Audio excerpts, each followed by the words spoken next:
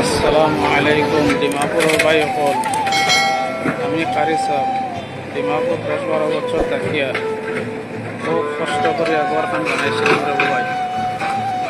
তো পুলিশ প্রশাসনে আমরা ঘরটা ভাঙিয়ে দেন, আমরা নাই বলতে কিচ্ছু নাই রে ভাই। যেটা আছিল সব শেষ হয়ে গেছে। আমরা এখন পুকুর থেকে আমরা দয়া করে আমার যাইবার রইবার কিছু জায়গা নাই, কোনো জায়গা মাটি জমি কিচ্ছু নাই। কিলা ভাঙে রে ভাই, একটা মারে কলিঞ্জাত মারে।